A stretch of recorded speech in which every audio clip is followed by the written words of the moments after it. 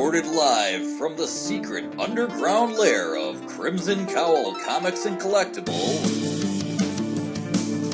This is the Crimson Cowl Comic Club Podcast.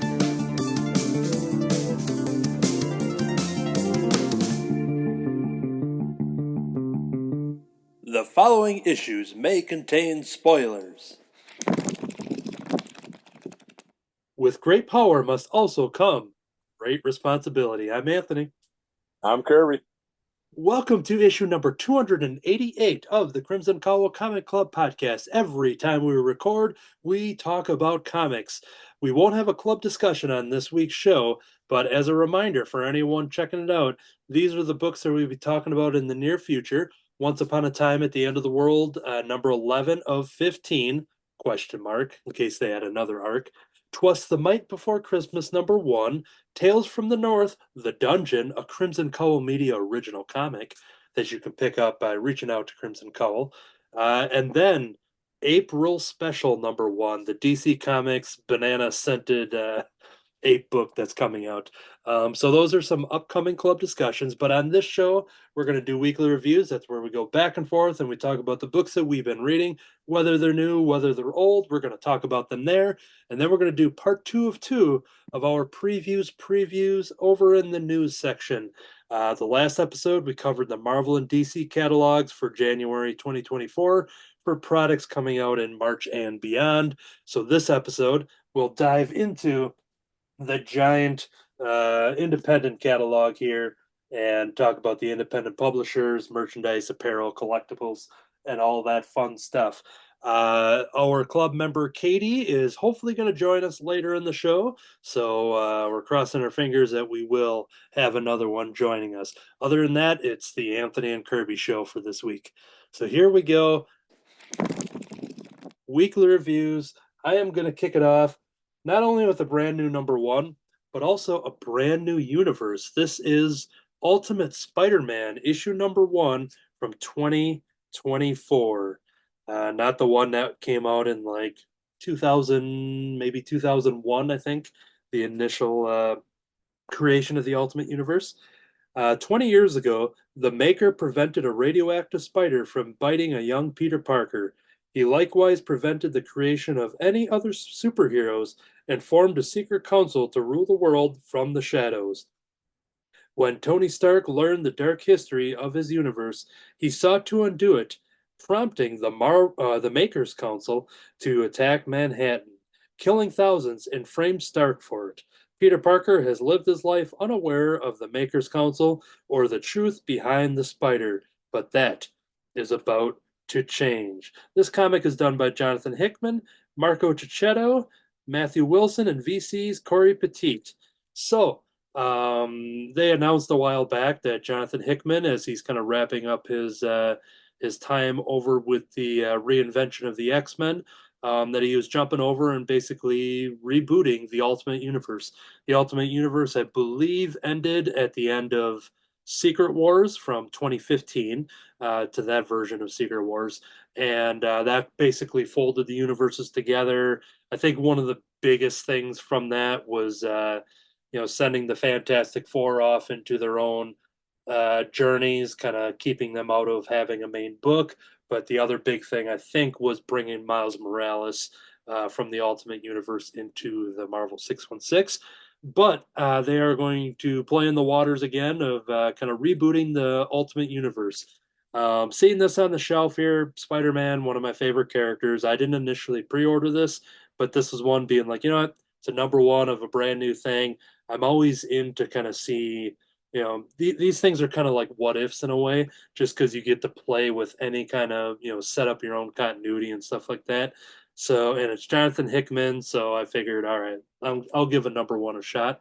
And the little synopsis that I read for you pretty much comes out of, I think there was a one-shot that kicked everything off, which was maybe Ultimate Invasion number 1.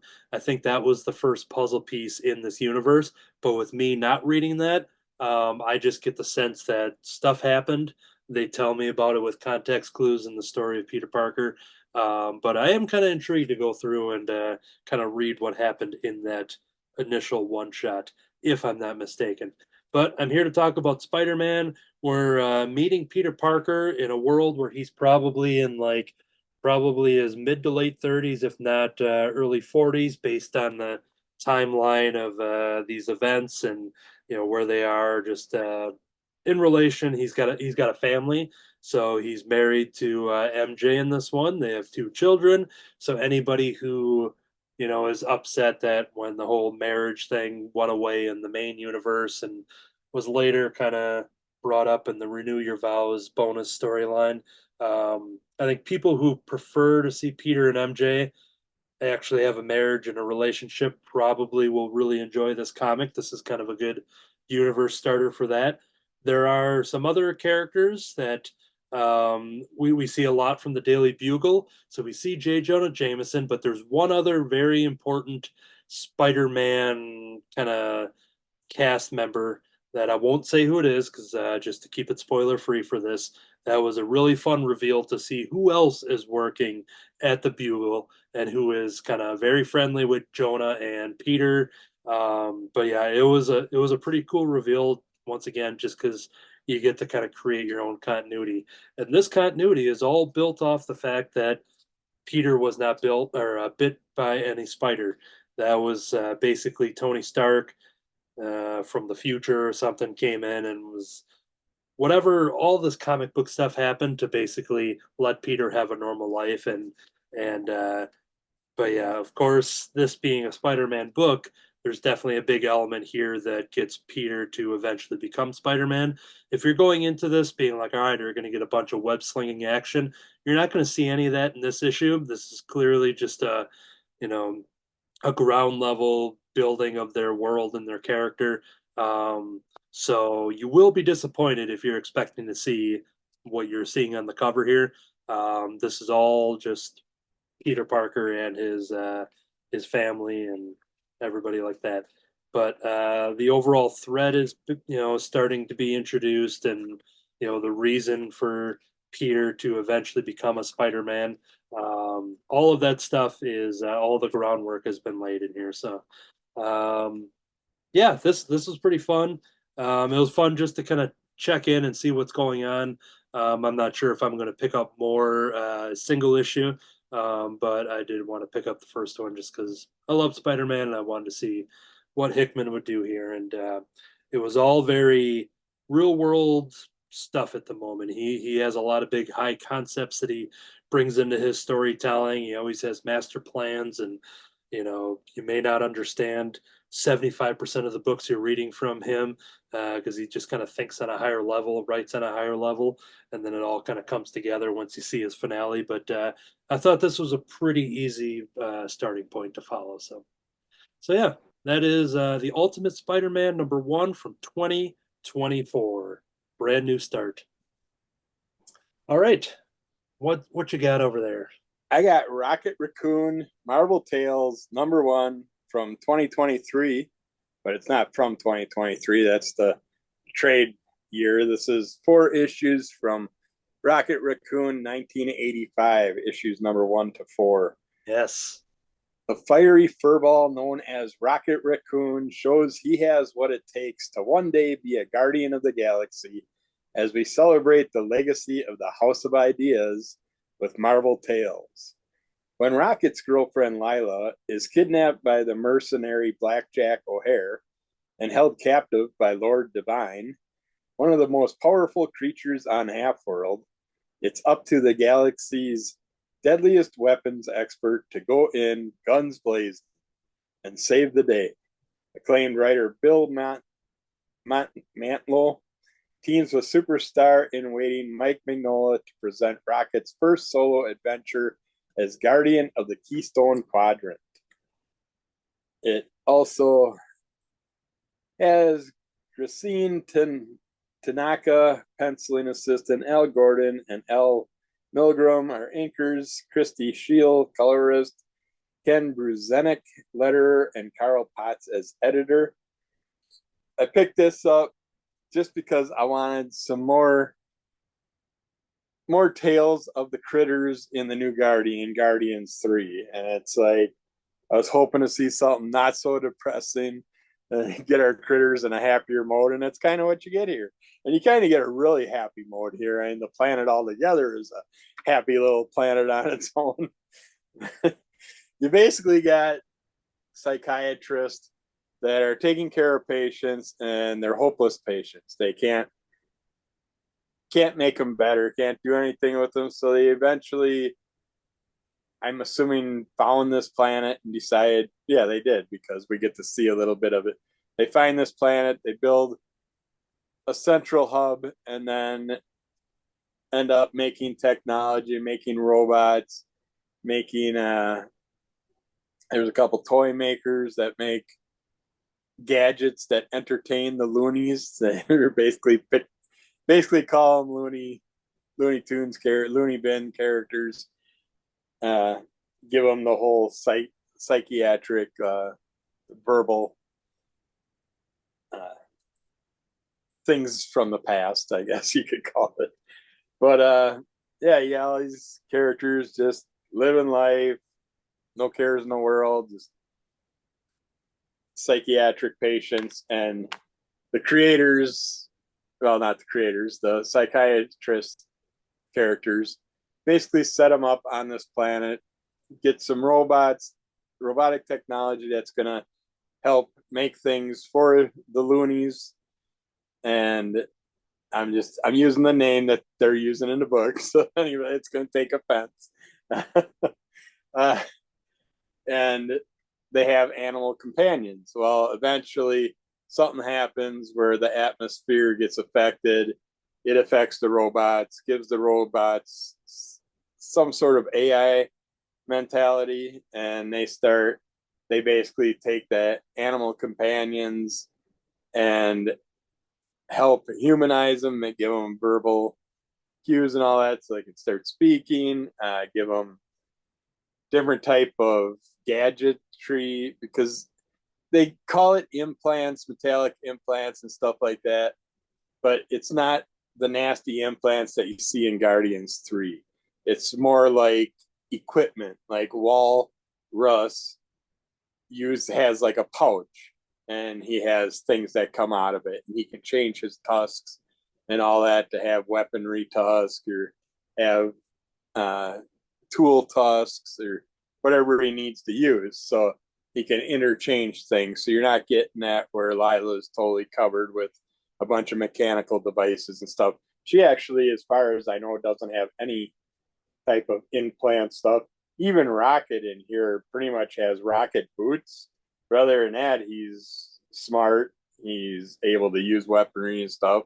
Same with Lila and stuff. But I don't recall seeing them with any special enhancements other than that. Whereas Walrus has a bag full of goodies that he's constantly pulling things out of. Blackjack O'Hare, I was happy to see in here. I like all the Bucky O'Hare characters that are relating to that world. It's fun seeing them in anything. He works out good in this collaboration. It's fun seeing how they set this world up, why the world happened, what's going on with the world. And then you got basically two toy makers, and they call them toy makers. It's just they make things to make the loonies happy and enjoy themselves. Like, it's not really toys.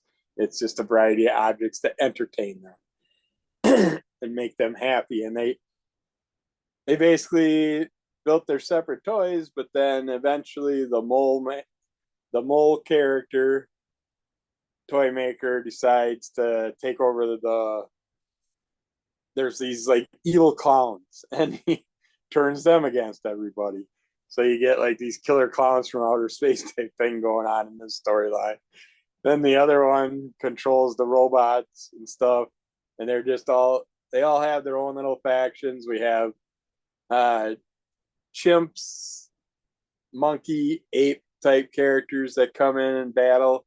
I don't know exactly which faction, where they came out of.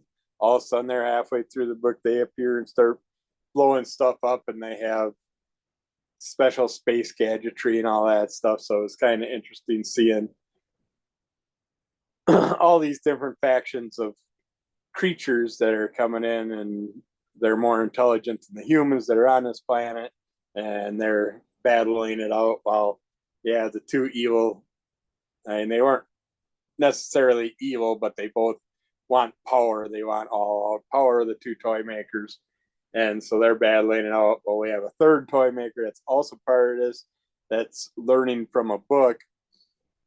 There are my little disappointments in here, of course, where at one moment you got Lila asking a question to someone and she answers it herself. So I don't know if that was supposed to happen. But the thing with the, I lost it now. I can't think of it. Dang it. But yeah, the one toy maker is a snake type character, and they're all trying to take Rocket down because Rocket's basically the guardian of the loonies, takes care of them, makes sure everybody's happy, makes sure the world's good. Doesn't really know that there's humans that aren't like this. He thinks all these characters think all humans are like the loonies because that's what they grew up with.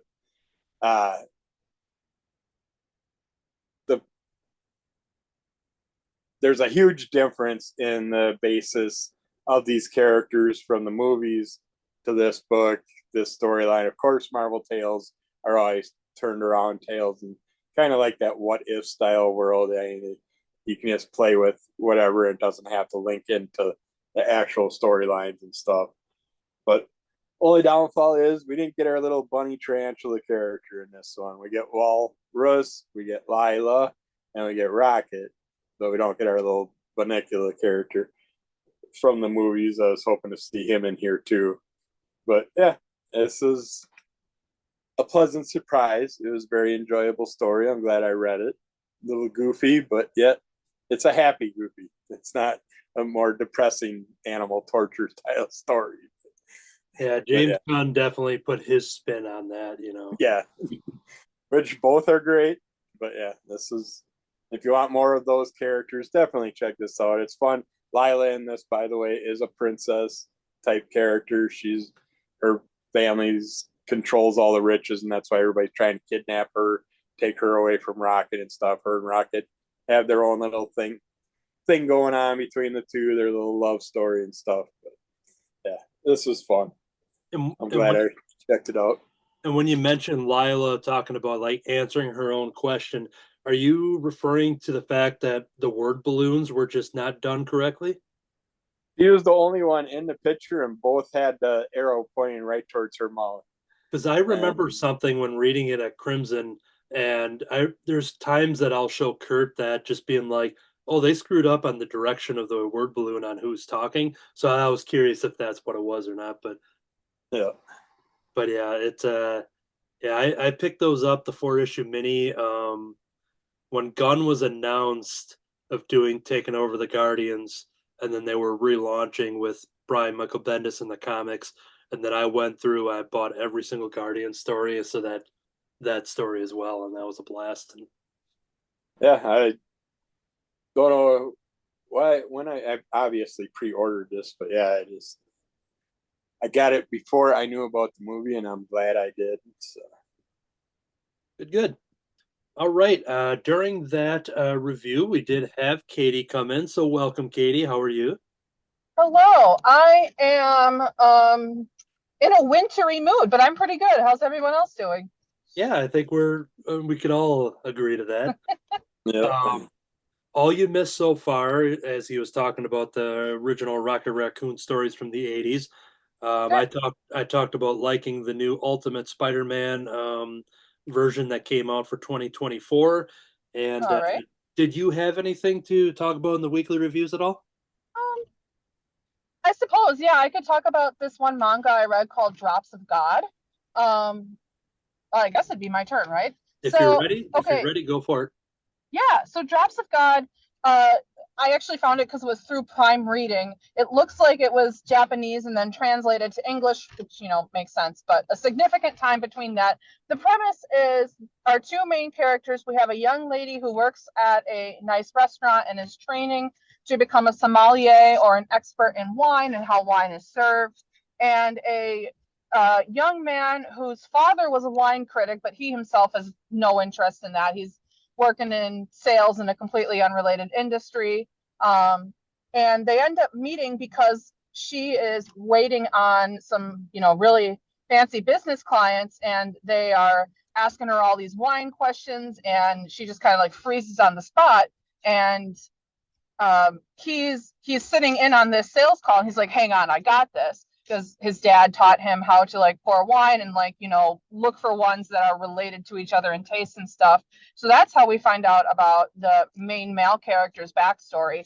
Well, his father ends up dying, and in his will, he leaves him this library of like rare wines, and sets kind of a little challenge up where he's like, okay, if you can find this one wine that I'm talking about in the world, this like super unique wine, you get to inherit like everything in the estate. If not, this apprentice that I worked with is going to get it.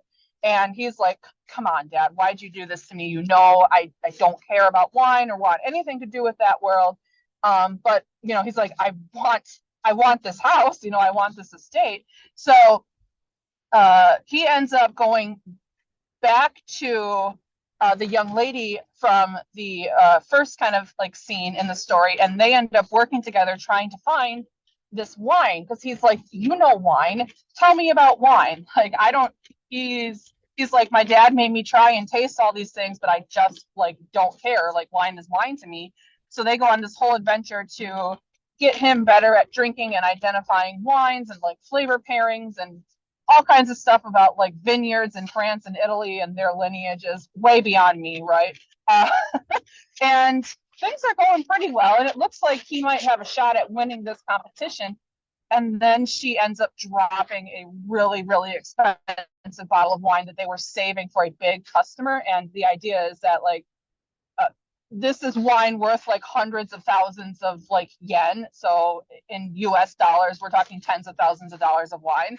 And the business deal is very important to this, I guess. So they have to go and try and then find a sibling to this wine within like a few hours. And, one's a waiter, one is a junior salesman. They don't have money to go and buy expensive wine. So then they go through this whole adventure through the city trying to find a sibling to this wine. And they end up meeting with this homeless person who's also a savant and a wine expert, which I guess only works. I love.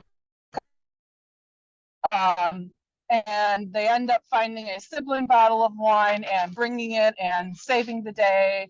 And that's kind of the end of the first volume. I was surprised because I was expecting this to be not about wine. I'm like, alchemy, drops of God. Are we going to be dealing with like gods and goddesses? No, it's about wine. And I was surprised. And then I was like, well, I could go for some wine. So it looks like there's a whole bunch on Prime Reading. I do look forward to read more. It was surprisingly dramatic. It did have some unexpected twists. And I love the friendship between the two main characters, and I see that there's a lot of room for them to grow. Hopefully she's gonna pass her test, and he is hopefully going to inherit the estate. And we'll see what happens there. But that was my review of the Drops of God manga, Volume 1. Check it out. Cool. I just had to unmute myself there. Cool. Jumping over to the next one. Jumping over to the next one here.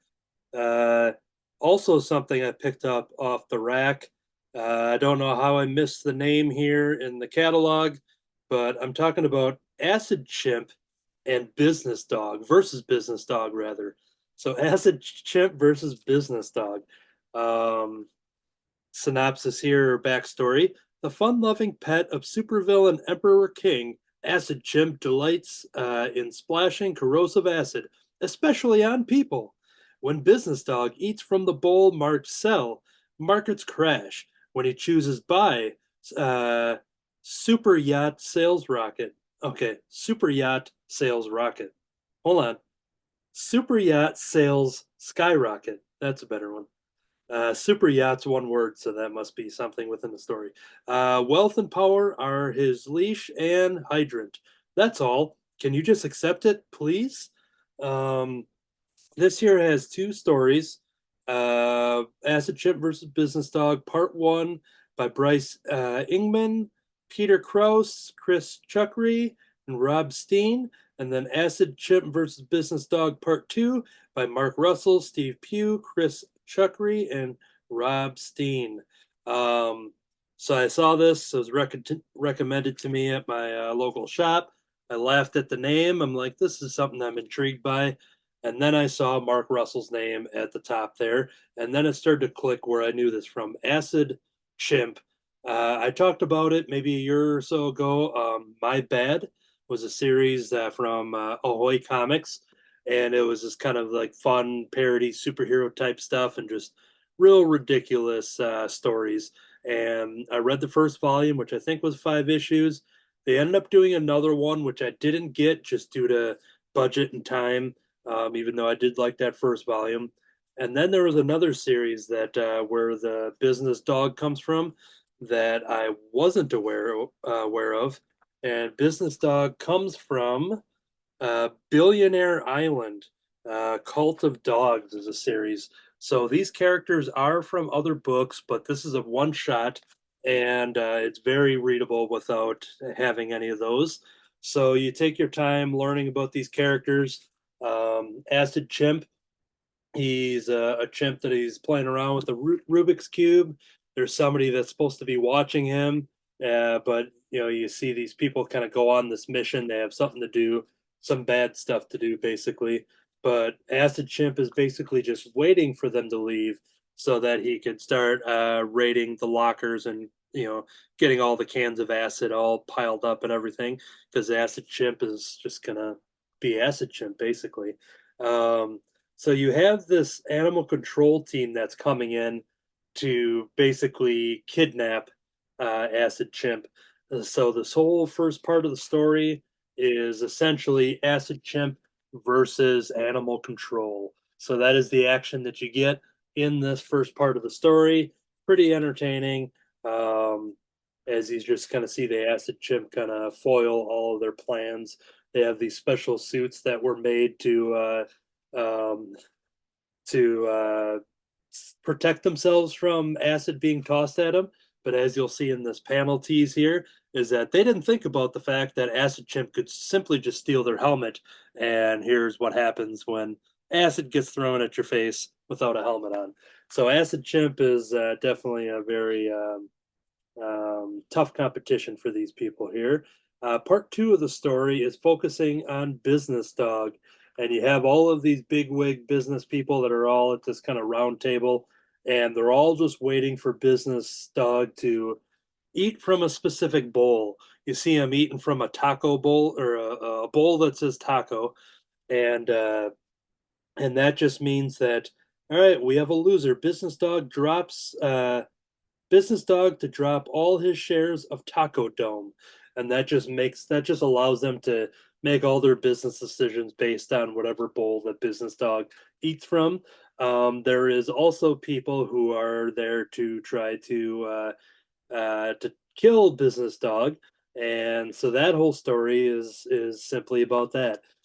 During the second part of that part 2, we do see a little moment where Business Dog and Acid Chimp do meet. And the only thing I'll tease about it here is that Business Dog has this butler he's pretty buff, short sleeve shirts and kind of like hot shorts, basically. Just imagine if Alfred was like working at Chippendales or something. That's basically what this butler is for Business Dog. But here is a fun panel that I will share of Acid Chimp and Business Dog just catching some rays, laying out on the lawn chairs, and getting served their drinks. And this comic is ridiculous fun. It is a one shot. It wraps up whatever kind of story they're meaning to tell, other than the fact that people are just trying to hurt these animals. But these animals are much smarter than the people that are attacking them. This is a one shot. It would be fun to see more of this. I am curious now with going back with the volume 2 of My Bad. They have a promotion at the end there to kind of show off those covers there. But Mark Russell is one that we've talked about a lot on this podcast throughout the years. He had worked with Mike Allred and Laura Allred on the Superman Space Age. So he does some serious stuff, but also he's known just for a lot of his comedy stuff and a lot of independent stuff. I think he's the one that did the there's like a Jesus book where he came back and he's like in college. Second Coming? Second Coming, yeah.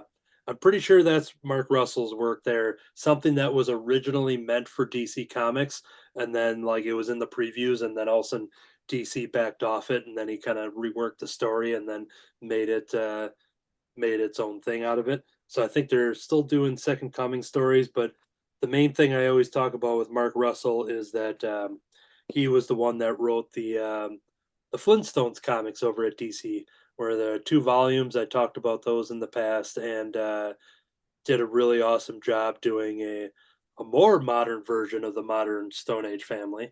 But yeah, so that's what sold me, even though it said Acid Chimp and Business Dog. That's what got me intrigued. But once I saw Mark Russell's name, and then it just kind of clicked, being like, oh yeah, now I remember Acid Chimp from the My Bad comics. So yeah, if you're just looking for a fun little one shot about these a chimp and a dog, and just basically oh yeah, I'll tease this because I think it kind of sets the tone. Acid Chimp, when he's being uh left to kind of take care of himself because the people are kind of there's like a breach on their company. That's where the animal control people come in.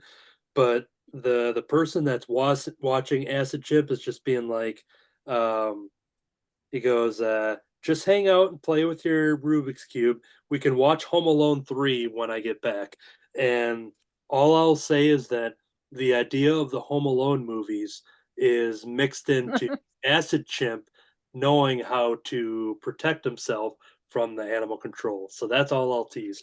You can let your mind, you can put the pieces together, of what that comes out. But yeah, that was a lot of fun. It's a one shot. Don't need to know anything else, but I am curious now to kind of go back and see some more from this world that they built. So that was Acid Chimp versus Business Dog. Even though it says versus, it's all pretty friendly. So, all right, Kirby. I got the Penguin issue 1 from 2023. I love this cover when I seen it in the catalog. I don't know why I didn't pick it up. I don't know if I held off and I was going to see how the run went and get the trade maybe, because I am a fan of Oswald.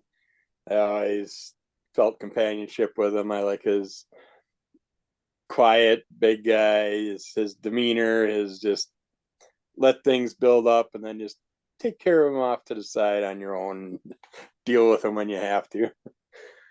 But I loved how this cover with Harley Quinn doing the tattoo work, and she's got this nice full color sleeve, which you can't really see too great on here.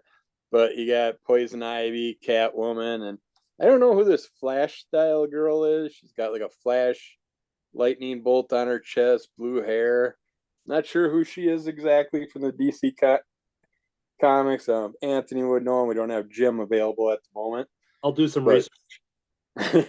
But you also see in the background, they do have like a headshot of Poison Ivy, or no, that's actually Batgirl there.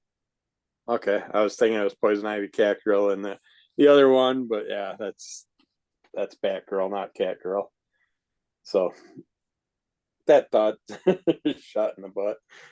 But yeah, and then you can see that Oswald's got a Harley Quinn tramp stamp down below there on his backside. So I love how they did that.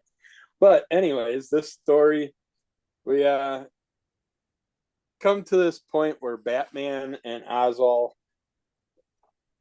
well, the Penguin, I'll just say, are in the Bat boat. Is it the Bat boat or the Bat plane? No, it's the Bat boat. And they are sinking, and Batman can't do nothing about it. None of his computers are working. The computer backups aren't working, and the backups for the backups of the backups he has for everything. None of it's working. So they're trapped in this. He's trying to find a way to break the glass and get out, but he can't use his hands because of his knife wounds on his arms. His arms aren't working right, and he's thinking that he's going to use a battering type thing to break the window anyways, which isn't going to help when you got windows that can withstand bazookas and stuff, and they're not going to break. So I don't know how he plans on doing anything without any explosives or anything to break out of there. But while they're sinking, we go back a year in time and we get a fun little, well, it's not really fun, but we get a look at Oswald, a day in the life of Oswald as he starts out at his tailor's business, getting a new suit made.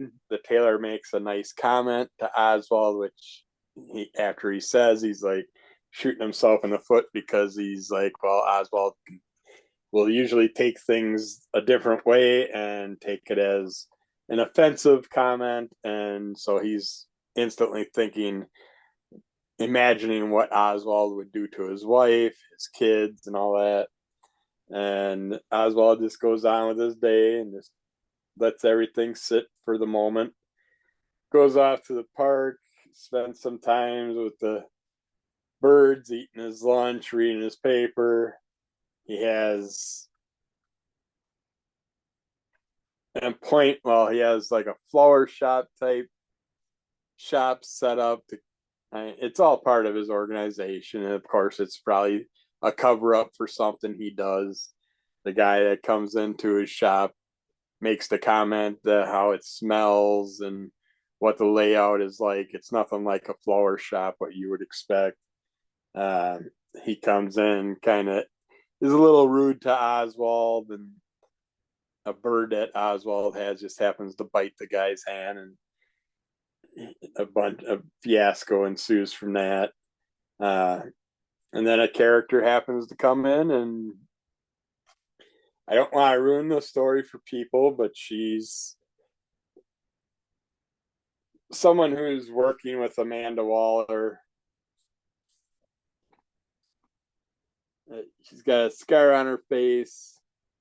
She was shot. I forgot who shot her in the face in the past, but she's doing something with Amanda. Amanda wants her to set up something with Oswald in the future, and I don't know how long overall this run goes, but I'm guessing eventually he'll have something to do with maybe a combination of him being part of the Suicide Squad for a mission or something. I'm not sure. Anytime I see Amanda Waller, that's all I can think of is Suicide Squad. But I was really pleased with this. I don't want to tease the rest of the stuff in here because it's main big parts of the storyline, but you basically get to see Oswald just dealing with this, having some things happen to him that disappoint his day, and then of course having this lady pull him into the police department style atmosphere and run him through a bunch of questions, tell him that they want him to do this, and that, and then he's got to decide what he's going to do in the long run and how he goes off from there and ends up finishing off his day. And it's definitely Oswald. I like the way I like this dark, quiet version of Penguin that we get through this storyline. And now I'm wishing I would have jumped on the run back then, but I will go back and pick them up. But I got this at the last Milwaukee Mighty Con for $3. They had half off the sticker price on these books at one of the tables. So I'm like, I seen this cover available again. I'm like, I gotta grab it. So I don't want to miss up on it just for the picture. So, but I'm glad I did because the story's awesome and I want more. Yeah. And I was going to just mention who had their hands in this, but of course, we got Marie Yavins, Jim Lee, Ann DePies, and Larry Berry, and Don Fellatini have their hands in this. But yeah, I'm terrible with a lot of those names. Well, I got some information on that character that's on that tattoo there. So I reached out to the Cartoonist by Night gentlemen, and Matt Rogers and Troy Dungara had answered pretty quickly when I showed them a picture of that character that's on the tattoo there, and that is Livewire. Livewire Okay. first appeared in a Superman animated series, according to Wikipedia, introduced, as I just said, Leslie Willis was originally a popular and controversial Metropolis radio shock jock who took cynical joy in attacking Superman during her broadcast. Amidst a thunderstorm, Willis hosted a rock concert in honor of her third anniversary working as a shock jock in spite of the Metropolis authorities' public safety concerns. When Superman arrives to help the police break up the event, Willis gains support from her fans in attacking him until lightning strikes the stage, setting it on fire, and it just keeps going on. But that's how she became a metahuman. So Yeah, I know the name. I might have seen her a little flash in some Harley thing in the past, but yeah, other than that, it did not click. yep. So all right, got those Cool. answers there. I typed I Google. I went like, green hair DC Comics female character, and then I just got like 12 green characters from DC Comics that wasn't that person. Yeah, I just seen the lightning bolt type image on her chest, so I was thinking Flash type character. But yeah, a metahuman, which I know, are often related to the Flash characters and the terminology and such. But Yep. good, we got some live responses and fact checking there. Katie, did you have anything else by chance? No, I did not. Okay, and I think that's it for everybody for the weekly reviews. So we're going to move on to the next segment, which is the news. And now the news.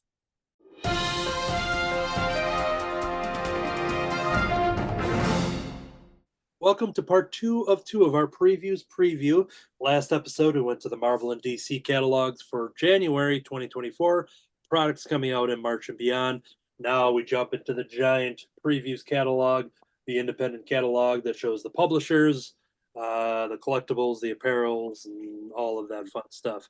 So we're just going to go through and kind of talk about books that we are excited about. I will kick it off with something here that I bookmarked. I'm very curious to see what this actually is here. It's called Here Comes Charlie Brown, a Peanuts pop-up. Charlie Brown comes to life like never before in this giftable pop-up book featuring the first ever Peanuts comic strip, and Here Comes Charlie Brown. Charles M. Schultz introduced readers to good old Charlie Brown on October 2nd in 1950 with the publication of the very first Peanuts comic strip. Considered the most iconic comic of all time, it is also a perfect haiku of art, text, and paranoia, with a variation of the Browning sonnet, How Do I Love Thee, thrown in for literary measure. Everything that is great about Schultz and Peanuts is established right out the gate in these 4 perfect panels, which have influenced every comic strip that has followed. This innovative palm-sized pop-up book brings that very first comic strip to life for a whole new generation, as well as for longtime fans of the classic and beloved brand. So, I am very curious. It's a $16.99, before discount. It's a hardcover 5x7 palm-sized book. It's called a pop-up book. It's 12 pages because it's 4 panels, and it's a pop-up book. I'm just more so intrigued out of anything. Even if this wasn't Peanuts, like if it was just some other like comic strip thing, it just sounds like something cool I'd like want to see. It sounds like it's going to take, maybe 5 seconds to read. But I think it's more for the show, and I'm just really curious what the heck this is going to be. I don't know, to a casual fan if this is worth the $17 price tag. But I'm gonna take the plunge, and I'll show it here at the club, assuming it comes out in March, or it could be beyond. But yeah, I'm curious to see how they're gonna turn these 4 panels into a 12-page pop-up book. So here comes Charlie Brown, a Peanuts pop-up book. Kirby? That's great because I was curious what it looked like, but I wasn't going to buy it, so now I get to see it. Yeah, I'll take the plunge for everybody and report back on this very podcast. All right, this one I'm probably not going to get the first issue because I want to get the trade overall because I'm getting ready. I'm planning a little wrestling thing in the future, anyways. But we got Choco Leech #1 from Scout Comics. When the son of the most famous luchador in Slam One is put in a coma, the Choco Leech team must begrudgingly come back to find the person responsible while saving the city from a giant bedpan monster. And it sounds fun and goofy, and it's got some wrestling stuff. I've been looking for some fun, goofy wrestling comics to add to my pile before I review them. So this is going to go in there, but I'm sure it'll only be like 4 to 6 issues. So I'll pick up the trade. All right. Let's jump over to Katie. What you got? All right, so at Boom Studios, we have Dune, House Corino, #1 of 8. This is looks like they're going to do the whole trilogy of the Dune Houses books, and I'm really excited about that. Dune House of Treaties was my favorite read of 2021 and 22, and I do need to go ahead and read House Harkonnen, but I really liked it, and it's going to pair well. The movie was originally supposed to come out this November. They pushed it back due to the writer's strike. So it'll be good to get into that mindset and that world. It is in stores on March 20th, 2024, and it ships for $6. This is about the imperial rulers of the Dune universe. Check it out. Cool. Jumping over to Chilling Adventures presents Pop's Chocolate Shop of Horrors Fresh Meat. Here we go. This is by Amy Chase, Jordan Morris, Ryan Cady, Federico Sabatini, Chris Panda, Liana Kangas. Pop's Chocolate Shop has been around for what feels like forever, but how? In this thrilling horror anthology, we learn just how Pop's infamous malt shop came to harbor such evils and the cursed deals he makes to ensure his doors always stay open. From the full creative team that brought you last year's successful Pop's Chocolate Shop of Horrors, we learn the nefarious origin of the beloved hometown haunt, with stories filled with shady business deals, carnivorous plants, and the horrors of small business ownership. I think we've talked about this across a couple of us last year. Great stuff, and I'm excited to see more of it, telling more horror stories out of Pop's Chocolate Shop of Horrors from Archie. I'll be getting it. Cool. Me too. Awesome. All right. All right. Essential Rogue Trooper Genetic Infantrymen trade paperback by Rebellion Comics. The first of a new series in the Essential line featuring 2000 AD's legendary war machine, Rogue Trooper. Rogue Trooper is the last of the GI's genetically engineered infantrymen designed to withstand the noxious atmosphere of New Earth, a planet ravaged by the conflict between Norts and Southers.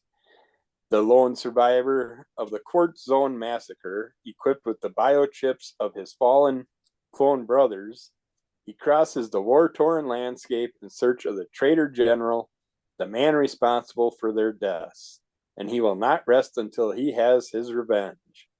The first volume in the Essential series features stories by creators Jerry Finley, and Dave Gibbons, and art by Colin Wilson, Cam Kennedy, and Brett Ewins. I mentioned the Rogue Trooper in the past from an issue I had in my back files. I love the character. I love how he's lost his brothers in arms and he's got their chips and he can put them into his different weaponry. So he's got his brothers hanging out with him and his guns and his shield and all that. It's just his helmet. It's a lot of fun. All right. Katie? Okay, so over at Valiant Comics, I have Britannia, The Great Fire of Rome one-shot. This is a one-shot following up a trilogy of excellent stories. Highly recommend getting Britannia volumes 1 through 3. It's written by Peter Milligan, and the art's by Alvaro Papagianni. It says, return to ancient Rome with the great detector Antonius Axia. While Rome is aflame, Nero fiddles, and Axia is set to find out who started the Great Fire. What's up with all the strangers in town? And what do they have to do with it? This is in shops on March 27th, 2024 for $13. So I'm guessing it's going to be an extra size one shot. I'm really excited about this, and again, highly recommend grabbing those trades of the other Britannia stories. They are really fun. All right. Cool.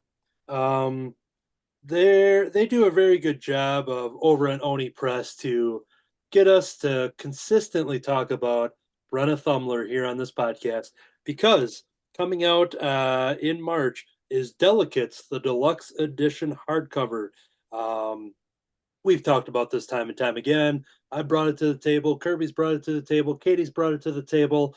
I recently had talked about Lights, which is the third edition. So you have Sheets, Lights, Sheets, Delicates, and Lights. And Sheets already has a hardcover version, and now coming out with a hardcover is the second volume, which has never before seen content. This, while it continues the story of Marjorie and Wendell, but it does bring in the character of Eliza, who is a photographer. She likes try to photography. She likes to photograph ghosts and try to find them and research them, and it brings her story into the fold, and finds a connection with Wendell. And as Marjorie is kind of going off on her own friendship journey, and kind of breaking away from these other characters. So this is an awesome volume to the series. It's getting the hardcover treatment. I had reached out to Brenna later last year about coming on this very podcast, and she said how busy she was, but reach out to her in the new year. And so I'm looking at this, and I know there's a project that that she can't quite talk about yet. So I think when I reach out to her, I'm going to see if she would want to come on for March to talk about the release of this, or if we can get any hint of like maybe what would be a better month for whenever she can start talking about the next big thing, to which we could also talk about this stuff. So yeah, I just want to throw it out there that if you want to get one of the most recommended books that I just keep talking about since they came out, we are getting the hardcover version of the second volume, Delicates, this March. Kirby. Yeah, I will be getting that for the extras. Yep. Local Man, Bad Girls, #1 one shot by Image Comics. And of course, Tim Seeley and Tony Fleeks. There's also, if you're an Army of Darkness fan, Tony Fleeks has an awesome Necronomicon cover coming up for, I think it's issue 2 or 3 of that run, of the new Army of Darkness run. Anyways, Inga Johanning, Local Man's ex-girlfriend and current arch enemy, is on the run. Her journey will bring her face to face with her past, her crimes, and 2 of the other badass ladies in the Local Man universe. Neon peers through the pink fog to reveal her dark, violent origin. Frightside encounters Crossjack and tests the selfishness in his heart. A perfect jumping on point for new readers, and a must-have for fans who love, and especially those who hate, the long gone days of blood-splattered breast, big blades, and bad girls. Features an epic triptych cover series by Tim Seeley and Brian Reber. But yeah, I'm loving the Local Man series, even though it's a little confusing to me. The number of change-ups they do, it's like, storylines kind of feel like they're bouncing around a bit, but yeah, great run. So I remember talking about issue 1 of the current Local Man, and I remember it being in the back, that back matter of like past stories that I think were not real, or they weren't reprints. Like it was just being like, oh, here's some fun little backstory to these characters, that they were making it feel like vintage comics or something. But yeah, I don't know if some of that Yeah, they did that, and then they did the Local Man Gold, which is a play on the old gold, silver, blue flip covers that they did with a story on both sides. And those stories kind of were different characters' stories and stuff, twisting things up. So it was kind of confusing to me not knowing all the characters off the start. And then after that, I went into the volume one of Local Man with the first 5 or 6 issues. It's like takes him back home after he's kicked off the team, and he goes from Crossjack to being the local man then, because he just goes around with a stocking hat on his head, running around taking care of crime. But yeah, fun run. Cool. Katie? All right, so at Image, we have Monstrous number 50. This is by Marjorie Liu and Sana Takeda. I've talked about this quite a bit. It's one of my favorites. And, it's unusual right now for comics to get up to 50. So it's a milestone issue for them. So they're having a whole bunch of different covers. They are, of course, reissuing the trades and the hardcover volumes.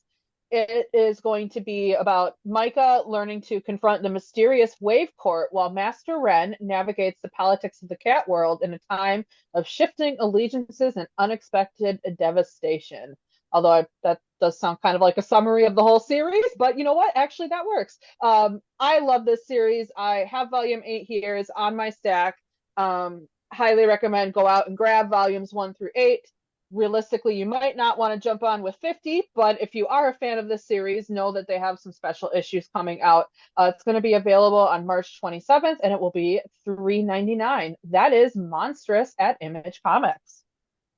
All right. The last thing I'll talk about, I think it was in the last catalog that I forgot to bookmark, but they're advertising the upcoming Free Comic Book Day stuff, including the merchandise, some of the exclusive stuff. I was able to pre-order one online just so I didn't have to, rely on a store not having it around here, even though I did input a question about it. But there's a Marvel Dupe plush coming out. Dupe. Yes. Dupe from the X-Statics and all that stuff that Mike Allred's X-Men world and characters. There is a plush of Dupe coming out. And so like I said, I was able to, knowing Kirby that would be interested in that most likely. I was able to pre-order it online just in case the local shop wasn't able to get it, because it's not sure if it's one of those where you have to buy so many or whatever. But I feel comfortable enough with that pre-order, assuming that will be fulfilled. But yeah, and then to piggyback off of that, I won't be getting this one, but it's pretty fun because it's a throwback to things I had back in the 80s and 90s. But there is a Sentinel from the X-Men that's wrestling buddy style. So if you remember the old WWF wrestling buddies and Hogan and Savage, Ultimate Warrior. yeah. So they're making that, but for an X-Men Sentinel. So I'm sure my buddy Sean is probably going to be all over that one. And it's kind of cool because actually on the front and back, as you look closer, it has some of the X-Men characters fighting the Sentinel and stuff. So they're just imprinted on the design there. So that's kind of cool. But yeah, Dupe is getting a plush, which just it's a great day. It's a cuddly 8-inch plush, according to this Dupe. All right. Yeah. So yeah, I'm not a plush fan. Oh, but for Christmas, someone gave me a plush Grogu that looks like it'll match up perfectly with Duke. So now I might have to get, because I was going to pack the Grogu away, but now I might have to keep it out and pick up that. Yeah, if there's any exception you got to make, I mean, the ones that they show here, it's like a prototype design, so it's it's just like a drawn image, so it's hard to tell what this thing will, how it'll come out and everything. But I think any Dupe plush is going to be great. So Yep. It's gonna. All right. Yep. Go ahead. Yeah, Minor Threats, the fastest way down, #1. Again, I'm probably not going to pick up the first issue, but I might have to, just because they have a cover B Mike Allred, and I'm going to have to get that, but it'll be in the trade anyways. But I have a feeling I might wait for the trade on this series just to see where it goes. I have a Major Threats from back in the 90s. I haven't read it. I don't know if it's related to this or not, but I'll find out if I can ever dig it out. But this is the hit superhero saga that's Watchmen meets The Wire returns from Patton Oswalt and Jordan Bloom, showrunners of Marvel's MODOK on Hulu. And we got Scott Hepburn doing artwork, and Frankie Fallis, aka the costume criminal Playtime, has won. Twilight City's greatest hero, the Insomniac, and its greatest villain, the Stickman, are dead, allowing Frankie to unify the super crook underworld and assert herself as the queenpin of Redport. But Frankie is feeling the pressure from every side. Rival gangs are challenging her authority. Scalpel, her consigliere, is pushing her to legitimize her empire, and the act of murdering the Insomniac has broken something deep inside her. Frankie is about to learn the hard way. Heavy is the head that wears the supervillain crown. In the vein of Sin City, Black Hammer, and The Boys, this noirish superhero caper focuses on a lower class kind of criminal, similar to the Coen brothers' most pulpy films, but set in a high concept world of heroes and villains. Another reason, Mike, I'm buying something because All Red had a Drake in. Yeah, I'm probably going to fall into that trap too. So, all right, Katie. Okay, so over at Keenspot, we have The Dust Pirates #1. Yasena, a revolutionary water mage, transports two dashing pirates to the desert world known as Atlantis in a desperate attempt to save its people from Zizor, the tyrannical emperor. I saw pirates. I'm like, okay, I will check this out. Every few months, I do an order from Keenspot to support the team at our sister podcast, Cartoonists by Night. This is going to be in shops on March 20th, 2024, and it will be $6. So that is Dust Pirates #1. Excellent. That wraps it up for me out of the catalog. Outside of my ongoings, anything from you yet, Kirby? Yeah, Monsters Are My Business and Business is Bloody #1 by Dark Horse Comics. Again, this is what I'm going to do on trade just because I'm trying to save some cash. But from the co-creator of, we got Cullen Bunn and Patrick Piazzalonga are working on this one together.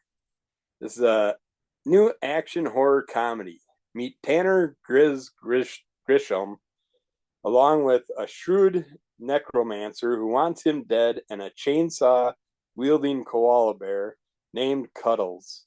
As he wages a bloody war against nightmares from beyond time and space, it's thankless work, but someone has to do it. And when a group of government contractors go missing in the nightmare landscape of the flooded zone, Grizz stumbles into a mystery he may not be able to carve his way out of. His old biker pals, the Howling Gargoyles, are up to no good, and the memories might be too much for Grizz to handle. Fun characters, fun storyline, and Cullen Bunn. Yep. All right, Katie. Okay, from Image, there is a trade called Quest by Jonathan Luna, the author of Alex and Ada and Crystal Wood. This is a fantasy series inspired by Southeast Asia, where Princess Anya's new husband is abducted by 3 giant demons at their wedding. So she sets out on an epic journey with a band of loyal warriors to find her true love. Collects Quest 1 through 5. It's going to be $17, and it's in stores on March 20th. All right, Kirby. Nacellaverse #0 by Oni Press. Roboforce, Biker Mice from Mars, Sectars, Power Lords, and many more. The Nacellaverse starts now in a double-sized 48-page, 0-issue spectacular. When his planet is annihilated by a cosmic disaster, the alien great Garlu must begin a galaxy-spanning search for a new home, only to discover a bold new universe of champions waiting amongst the stars. From the genetically modified Sectar warriors of the planet Symbion, To the ramble-rousing biker mice from Mars, Garlou's quest for safe haven will hurtle him on a one-way collision course toward 22nd century Earth, where the obsolete robotic work crew called RoboForce is about to forge a new destiny in partnership with the Nacelle Company. Oni Press is proud to present a comics milestone 3 decades in the making, but it's got biker mice from Mars. I love those characters from past. I've read all their comics. Just seeing them in the picture, I'm like, yeah, gotta get that. Excellent. Katie? All right, my last pick is over at Dark Horse. It's Star Wars: The High Republic, Saber for Hire. This is another series starring Ty Yorick, who's a former Jedi, now a monster hunter. Basically, it's the Witcher of the Star Wars universe. She's getting another series, and I read the first one. I thought it was okay. So I definitely give this one another shot. The former Jedi turned monster hunter is having the time of her life behind the Nihil storm wall. She's never been busier, battling dangers the Jedi would have usually handled while earning credits galore. So it's going to be in shops on April 10th, 2024 for $5. And then if you did want the trade, it's called The Monster of Temple Peak. Originally it was published by IDW, but Dark Horse, they did some deal with the rights in between them and there, and has then reissued it again as The Monster of Temple Peak. So it's going to be by Kevin Scott and Rochelle Stott. Star Wars: The High Republic, Saber for Hire. Check it out. All right. Kirby, you can bring us home with whatever you got left. All right, we got Sam and Twitch Case Files, #1 from Image and Todd McFarlane Productions. Series premiere. Your fan favorite detectives are back in their new ongoing series. Sam and Twitch Case Files from the world of Spawn. Acclaimed creator Todd McFarlane and artist Simon Kadransky bring you a tale of murder, intrigue, and deception in this noir crime drama. I mean, it is going noir. It is noir based, so I'm thinking it will be pre-Spawn where we're at now, but I was just hoping that maybe somehow Sam and Twitch were working their way into the current Spawn universe, but we'll see. I'm going to read it and check it out. I like those two detective characters. This one, we got lots of people. We basically got musicians and actors wanting to take over the comic book scene. We don't have enough comic creators. Everybody else has to get their hands in there, but they're all people I like, so of course I'm going to jump on. But we got Slash from Guns N' Roses presents Deathstalker, the return of the last great warrior king, #1. This is by Vault Comics. The cult classic warrior hero Deathstalker burst into the comic scene from an all-star lineup of creators, including Slash and writer-director Steven Kostanski. Deathstalker finds himself once again caught between forces larger than himself, a virgin worshipping cult, a sorcerer hell-bent on saving the world through mad science, and the pissed-off army of the Abraxian Kingdom, not to mention his ex-lover, Princess Evie. Monsters, magic, and mayhem abound. Can't a guy just swing his sword anymore? They do have a cool cover. It's a little higher priced, where you got Slash jamming out on a warrior's blade on a barbarian sword, like he would on his guitar. But I got a few there for that one. Then we got, they do have some vampire covers for vampire fans out there. I think it's mostly through Marvel Comics and stuff, but we're not talking about Marvel right now. But I noticed there's a bunch of different vampire covers out there if you're a vampire fan. We got, where'd it go? I lost it. There it is. The last one I got is Usagi Yojimbo the Crow #1 by Dark Horse Comics. Finally making it out of the frozen mountains, Usagi and Yukichi come across a merchant being attacked by 4 brigands.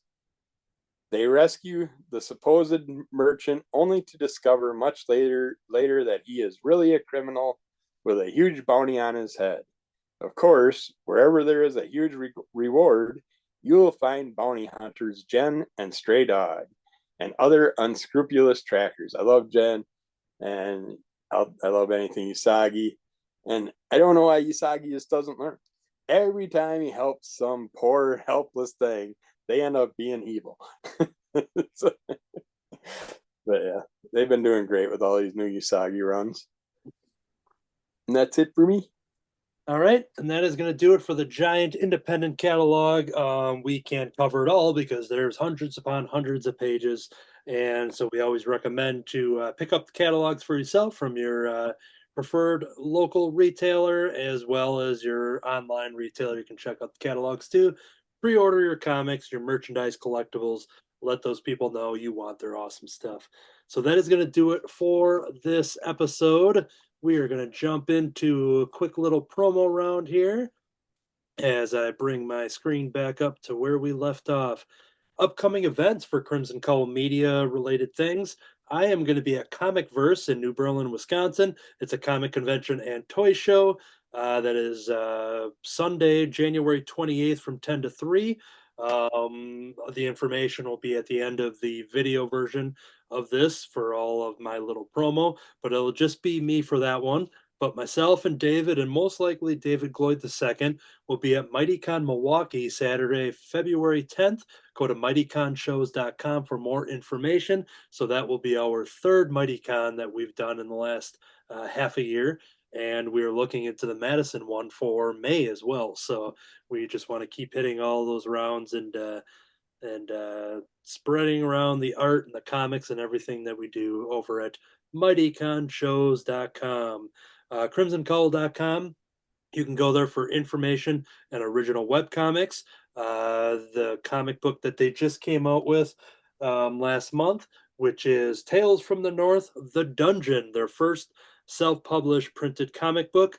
And you can go on crimsoncowl.com for free webcomics involving this world of characters. But this actual physical issue is a brand new story, only available in print. So reach out to us wherever you check out the Crimson Cowl in the following plugs, and we will get those messages over to David and the team to get you your very own copy of their first printed comic book.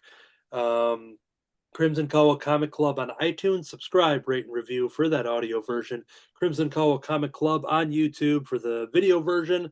You get to see what we're showing and tell, and if we're wearing fancy shirts or animals pop up on the screens. All of that fun stuff only happens on the YouTube version. So please subscribe to the YouTube version as well.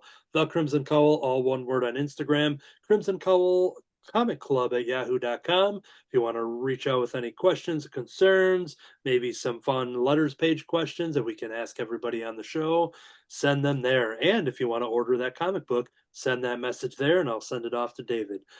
Kirby has a spin-off podcast called Under the Cowl of MS. You want to let people know what's been going on or what's coming up for Under the Cowl of MS?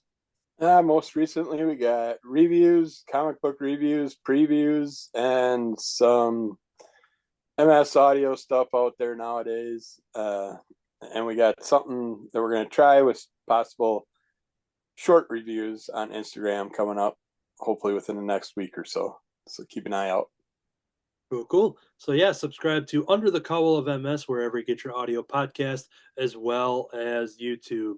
I have a show that I host called Cartoonist by Night. By the time people are listening and watching this episode, we have dropped a brand new episode, first one of 2024, with creative friend Adam Crone that I met through the Oh Yeah Comics world over there in beautiful downtown Skokie. Yeah, Adam is a toy designer. He's an artist, and I'll just tease this for Katie because he watercolors an awesome Jabba the Hutt piece that he drew. So, oh my, all right. Well, that sounds cool. Yes. So, in our recording time, that episode's going to drop tonight. But for the people that are hearing this and watching this, that episode is out there for everybody to check out. So, Cartoonist by Night, bunch of cartoonists hanging out, drawing and talking and having some fun. I also have my art accounts over. If I didn't say it, that's all on YouTube only. I have artist accounts over on Instagram and Facebook at Anthony Laatsch, Laatsch. I just wrapped up my volume 1 of my Drinking Bears series that I called Thirsty Bear Traps. So I have, I think, 6 drawings that are up there. I had a lot of fun with it, and I have a lot more cartoon fictional bears I want to play around with. So I'm definitely going to do another volume of that in the future. But that was my latest post over there, and then you can see my advertisements for the upcoming conventions. And I think that is going to do it for all of the plugs. Thank you for listening. Thank you for watching. Tell a friend. Share the word of the Crimson Cowl expanding universe with the Crimson Cowl Comic Club, with Under the Cowl of MS, with Cartoonist by Night. Lots of fun stuff happening under that Crimson Cowl media banner and beyond. That is going to do it for this episode. This whole time, I've been a man of tacos and vengeance. I've been breaking out of Gotham with on my Harley with raccoons, penguins, and more. And I'm gonna go build a snow fort. To be continued.